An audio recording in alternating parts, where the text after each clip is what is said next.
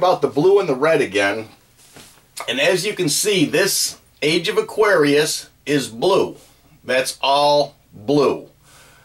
This, the Age of Pisces, is all red. Now, go back to Katie's Dark Horse video. This is the end of the video where she, who is, by the way, Sekhmet, that's who Katy Perry is portraying here, the god Sekhmet, who is the god of divine retribution. Divine retribution. You see, this is all blue and all red. The blue and the red. And the blue is Aquarius, water, blue, the Age of Aquarius, red, the Age of Deception, the Age of Pisces. You know, the problem is that the people bringing in the Age of Aquarius, they want to do what the Age of Pisces did. They want to take and control everything and have you know nothing. And this is not for them. What the Age of Aquarius is for everybody. Not just for these people to control and to use it against you. You need to grasp the power of the Age of Aquarius if you want, you know, any semblance of being a free human being. But watch what Katy Perry does to the red. At the end of this, the rapture's coming, and Sekhmet is going to serve up some rapture to the red. And you're going to see that in this video, it clearly shows the blue is winning. And the people, and I think the people that are controlling the blue or the Age of Aquarius also control the music industry. All these pyramids, you know, the Freemasons, the Illuminati.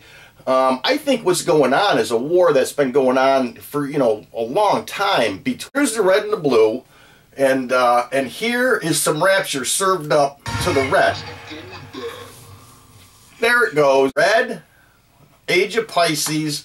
Blue, Age of Aquarius. This is Sekhmet, and she just did some divine retribution. The only problem is the people that are in charge of the blue right now, they are as bad or worse than the Pisceans. You know, another thing about dates and numbers, Katy Perry's Dark Horse video that I've been showing on this was released February 20th of this year. February 20th, that's 2/20/22/22, just to point that out. But anyway, the reason I want to go back to this is because you just saw Katy Perry as Sekhmet doing basically a rapture on the red guys, which I say are the Pisceans. So here you have, and I'm not saying anything bad about this guy by any means. I hope nobody's taking it as that, but because this is real and this is in my backyard, this is really a great example of what's not real on Katy Perry's video, but what is real in the real world. Because what you have here is Piscean in the red, and it looks like, you know, he wants to throw this, and I'm sure, I'm not sure what the ritual is behind this, but it looks like he just wants to throw this right at the Age of Aquarius. I mean, it's right there, and I just had to point that out. When it became apparent that religion may be part of what happened here in Webster with that obelisk that is obviously in possession of the Mormons, but in connection with the Catholic Church as well as that other church on Hudson Avenue, that North Church, and who knows how many others.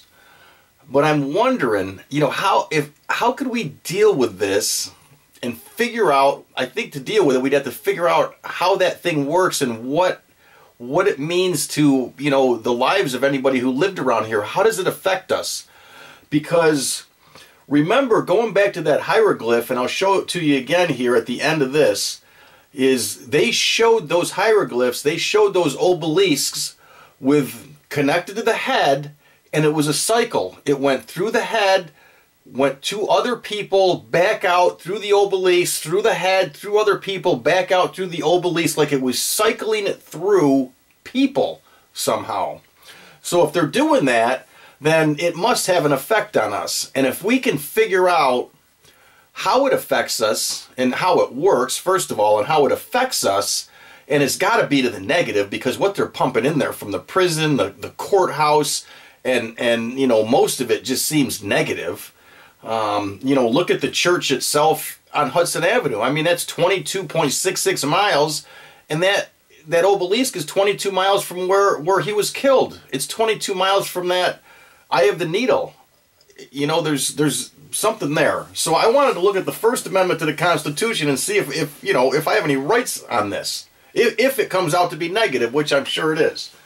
You know, and it says right here, Amendment 1, Congress shall make no law respecting an establishment of religion or prohibiting the free exercise thereof, or abridging the freedom of speech or the press. And by the way, that's why I'm saying what I'm saying here, because right there, and people better protect my right to do this, of the press or the right of the people peaceably to assemble and to petition the government for a redress of their grievances.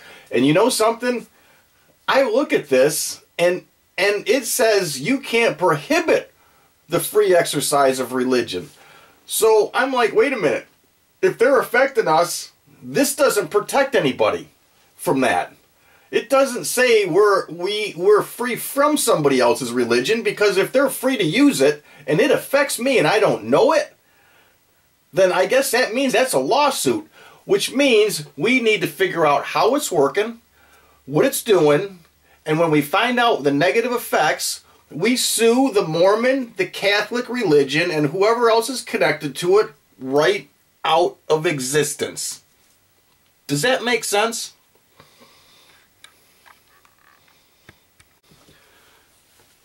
Here's the hieroglyph I was talking about, and there's others like this one, but anyway, here's the obelisk, and as you can see, there's, you know, these connections to, you know, these four, whatever they are, pillars, which are all connected to people, four heads.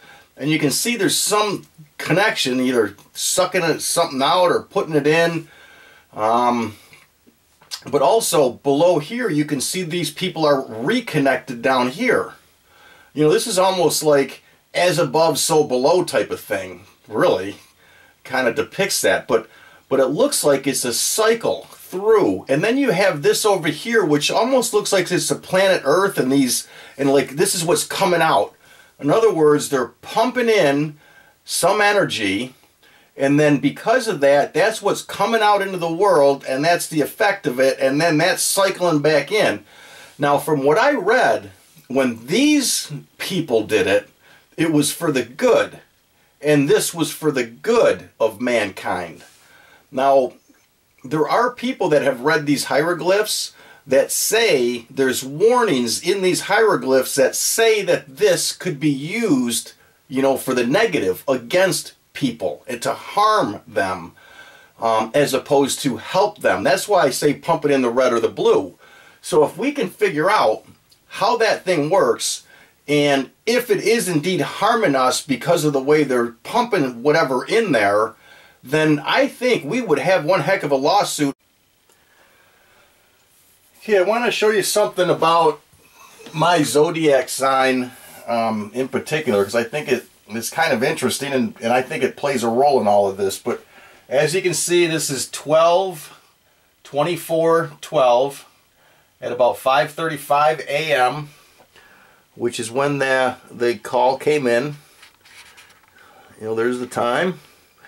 If you scale that back,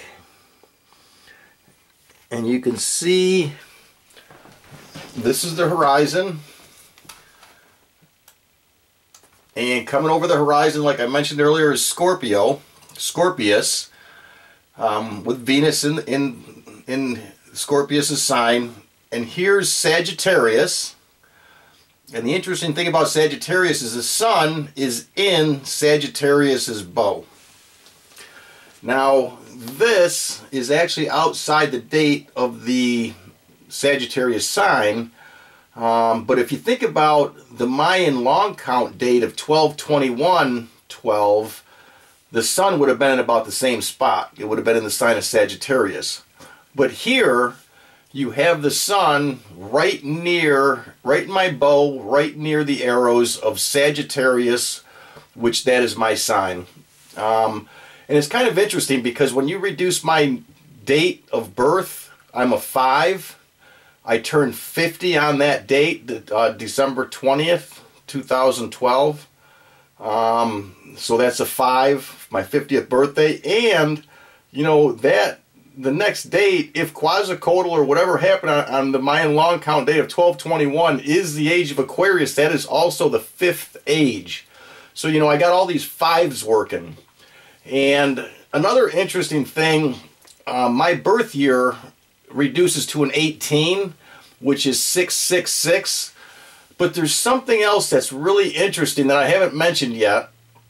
When I found that letter that was to Mike Ciparini, I started thinking about mailboxes, and I did a distance from Spangler's mailbox to my house, and I literally, where that letter was, where I found that letter to Mike that needed to be forwarded, which wasn't, is exactly 6 miles from William Spangler's mailbox.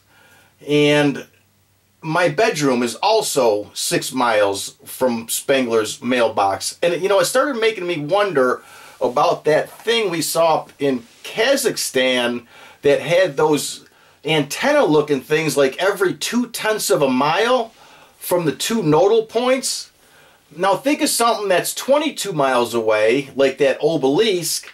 You know, maybe there's some nodes from that V or that triangle we saw at Spangler's house and Soda's Point, the eye of the needle.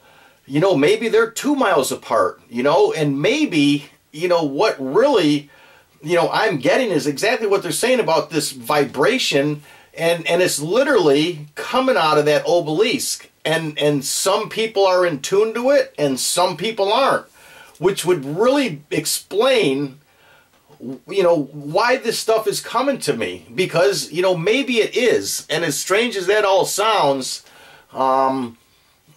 you know, I don't know really how to explain it other than, you know, the experiences I've had and the things I've seen over the last couple months, which I'm showing you. That's why I can only show you this stuff and you draw your own conclusions.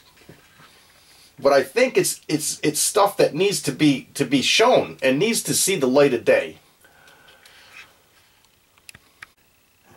Okay, this is a depiction of Sagittarius that I ran across. And when I saw this, I thought it was really interesting based on what I just showed you with, you know, the sun in my sign and my bow. And what it looks like here to me is God's feeding me some bit of energy here to energize my arrow. And if you look, and hopefully you can see this, I'll hone in on this a little bit. I got this thing right here draped across my arm with impunity, as you can see. And it is really cool to see that, because I think what that is that guy. That guy right there. That guy that's sucking up all the souls, sucking these people into whatever he's pushing. You know, I mean, this is, you know, Britney Spears, Lady Gaga, sucking all these people into that and then stealing their souls. And guess what? Guess what Sagittarius did? Taking care of business with God's help, and you gotta love it. And not only that, but look at the hill that horse, and that's a dark horse, by the way, okay? That's a dark horse right there. Katy Perry said it. That right there, the hill that Sagittarius is standing on, looks to me, if you look close, these are all souls in there.